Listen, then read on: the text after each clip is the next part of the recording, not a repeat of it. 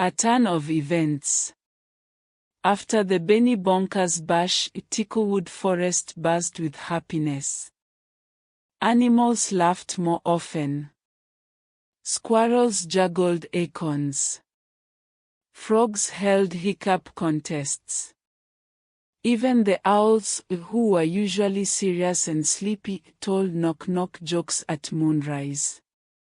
Lansy the Benny hopped through the woods with a little extra bounce in her step. Her prankster heart was full, not because someone slipped on banana peels, but because everyone had chosen to laugh together. She had become something new, not just a prankster, but the forest's chief mischief maker of merriment. But then, everything began to change. It started with a bang. Not a silly bang, like a glitter pine cone. A loud, sharp, crackling boom that echoed through the trees. Lansy and Toffee were sitting by the bubble pond, planning their next giggle fest, when the noise hit. Toffee dropped his berry smoothie. What was that? Lansy's ears perked up. That wasn't one of ours. They ran toward the sound, dodging roots and leaping over rocks, hearts thumping. When they arrived, they stopped short. A group of animals stood in a clearing, staring in shock. In the middle was a giant contraption, a tangled mess of gears, ropes, springs, and wooden beams. Smoke puffed out of the top like an angry dragon. "What is that thing?" Lansy whispered. Gilda Goose flapped over. Her feathers were singed, and she looked grumpy. "It's a prankatron," she said flatly. "A what?" Toffee blinked. "A prankatron," Gilda repeated, glaring at the machine. "Some beavers built it. Said it was inspired by you, Lansy." Lansy's eyes widened. "Me?" "Yep. Said you made the forest fun again, and they wanted to help. But instead of pulling funny tricks with everyone, the machine just pranks everything. All the time. All at once." Just then, the machine let out a clank-clank brrrrhhhhpp and launched a pile of pudding into the trees. It landed on a squirrel's head with a sad splop. The squirrel wailed. "Oh no," Lansy whispered. "This thing doesn't know when to stop," Gilda said. "Yesterday it dumped honey on a beehive. The bees are furious. This morning it filled the stream with jelly. The fish can't breathe." A baby raccoon sniffled nearby, his tail tied in a balloon animal knot. Toffee looked around at the worried faces. "This isn't fun anymore," he said. Lansy felt her stomach twist. It was her fault. She hadn't built the prankatron, but her name had inspired it. Her mischief had spread, and now it was spinning out of control. "We have to stop it," she said. Gilda flapped her wings. "Easier said than done. The thing's booby-trapped. Anyone who gets close gets launched into a barrel of pickles." "I hate pickles," Toffee muttered. Lansy stood tall. "Then I'll go. I started this. I'll fix it." Toffee grabbed her paw. "Not alone." She smiled. "Thanks, Toff." The two of them tiptoed toward the machine. The others watched, holding their breath. The pranketron shuddered and belched whipped cream. Lansy darted behind a tree. Toffee rolled beneath a swinging palm. They moved closer. Closer. The machine hissed and clicked like it knew they were coming. Almost there, Lansy whispered. Suddenly, the spring launched. Sprawling. Lansy ducked just in time. A banana cream pie whizzed past her head and splat into a bush. Another trap snapped, the net of rubber ducks fell from above. Lansy and Toffee got tangled, quacking in confusion. Keep going. Lansy called, wiggling free. They reached the base of the pranketron. Gears spun wildly, and pudding oozed from a spout. Lansy looked for a switch. A button. Anything to shut it down. There. Toffee shouted. A lever. It was high up, tucked behind a spinning wheel of whoopee cushions. We'll have to climb, Lansy said. Up they went, gripping ropes, dodging slingshots and sneezing powder. It was like climbing a wild, prank-filled mountain. Finally, they reached the lever. Lansy took a deep breath. Ready? Toffee nodded. Together, then. 1, 2, 3. They pulled. Clank. Whirr. The machine groaned, sputtered, coughed, and stopped. Silence fell over the forest. Lansy and Toffee slid down to the ground. Everyone stared at the steel machine. Then, slowly, Gilda stepped forward. It's over. Lansy nodded. No more automatic mischief. A murmur of relief swept through the crowd. But Lansy didn't feel proud. She felt guilty.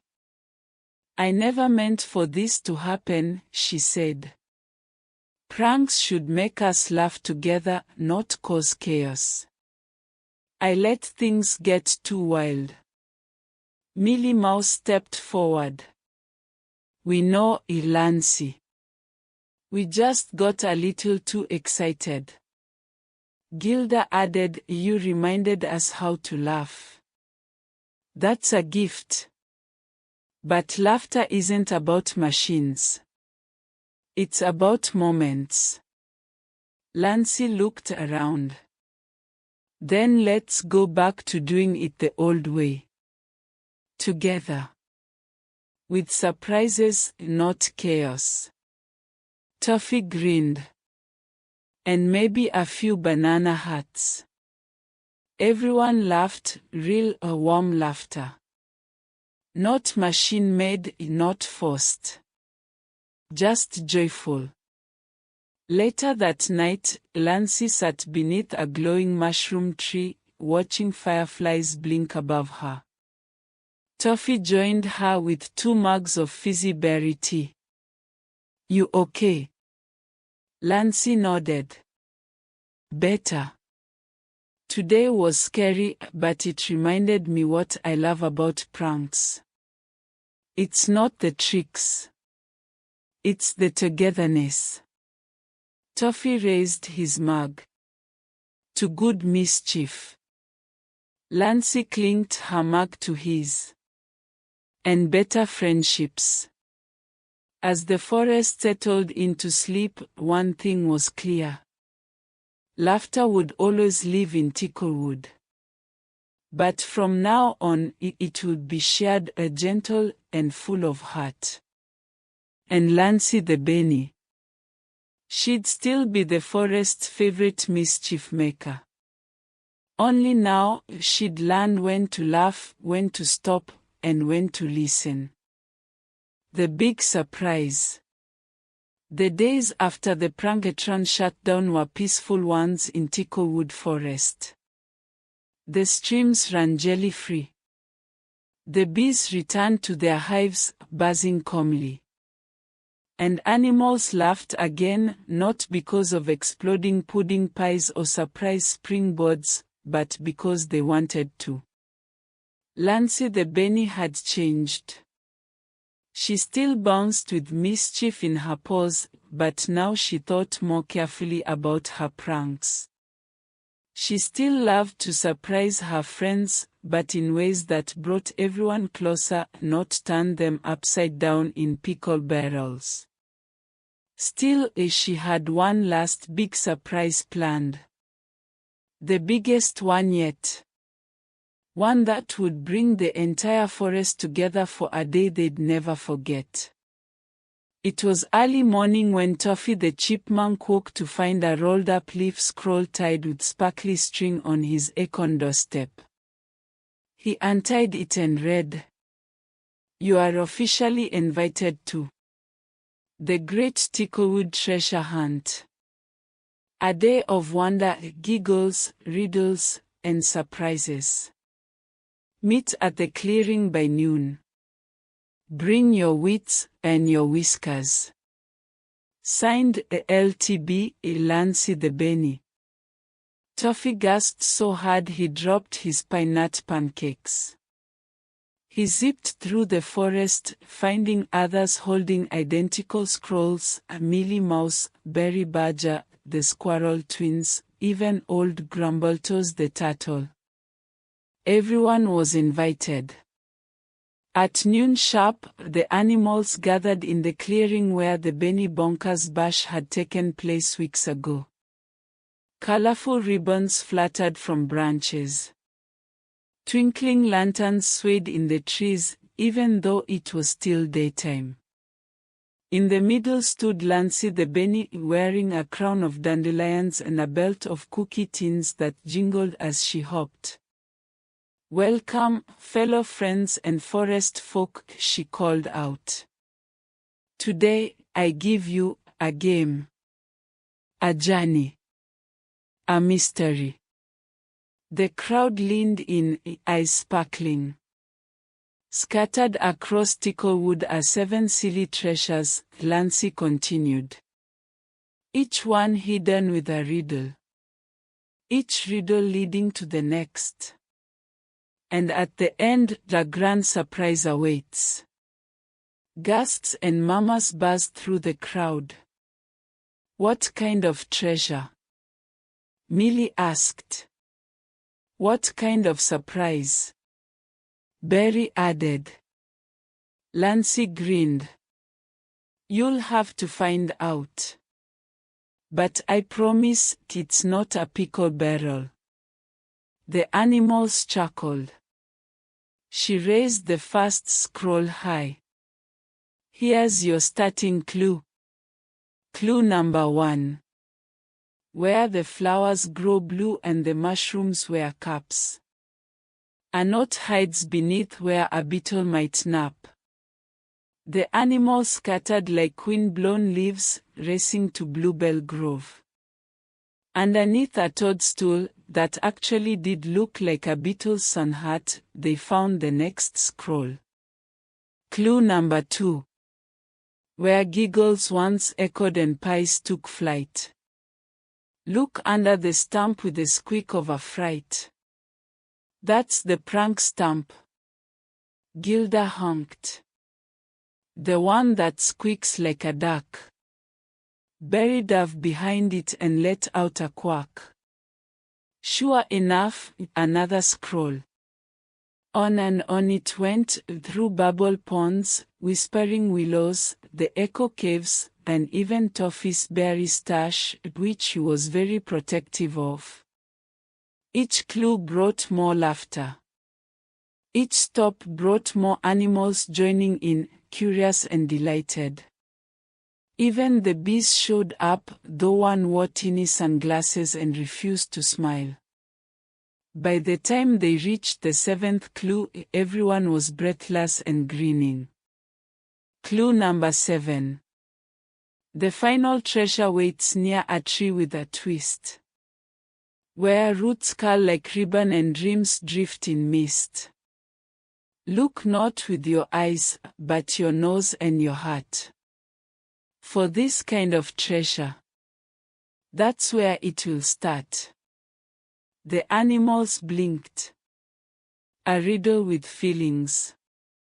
Millie asked. A riddle with smells. Toffee wrinkled his nose. Lansy just winked. Good luck. They began wondering, sniffing, thinking. Then little Daisy Deer pointed. What about the old dream tree? The one with the curly roots. They galloped there, and sure enough, nestled beneath the ribbon-like roots was a small wooden door. Painted in swirly letters above it were the words, "Enter for the final surprise." Excited mamas bubbled up. Lansy gently pushed the door open, and a soft glow spilled out. One by one, the animals stepped inside. It was magical. The space was a cozy, hollow room under the tree lit with firefly lanterns, moss cushions, and shelves of shiny treasures. Not gold or jewels, but little handmade gifts, pinecone puppets, bark paintings, jars of laughter. When opened, they giggled softly, and bundles of joke scrolls written by forest friends. In the center stood a tall tree stump turned stage, decorated with garlands and acorn bells. Lansy stepped onto the stump. Welcome to the surprise room. Toffee looked around in awe. You made all this. With help, Lansy said proudly. Every gift in here is from someone in the forest. A token of laughter. A memory of fun. She turned to the crowd. And now, for the final surprise. She pulled back a curtain. Behind it was a banner that read, "Laughter lives where kindness grows." Beneath it, a new wooden sign with carved letters. Ab the Lansy Lounge of Laughs Ab. A forever place for forest fun, friendship, and silliness. Gasps filled the room. Then cheers. This will be our new clubhouse. Lansy beamed. A space for gentle pranks, silly plays, story nights, and giggle feasts. Where everyone is welcome. Even old Grumbletoes the turtle shed a tear, probably from joy, or the pepper in the air. Berry raised a paw. But how will we keep it safe? From things like that prankatron. Lansy smiled. Easy. We make rules together. We prank with heart. We laugh with love. The animals nodded, paws and hooves and wings raised in agreement. From that day on, the Lansy Lounge of Laughs became the heart of Ticklewood Forest. Every week, animals gathered for a new silly surprise, story time, leaf puppet shows, mystery giggles, and, of course, plenty of cookies. And though Lansy the bunny still pulled the occasional clever trick, like sopping Toffee's acorn cup with a jelly bean hat, she always made sure the surprise ended with a smile. Because now she knew. Laughter wasn't just about tricks. It was about togetherness. It was a treasure best shared. And that, dear reader, was Lansy's greatest trick of all.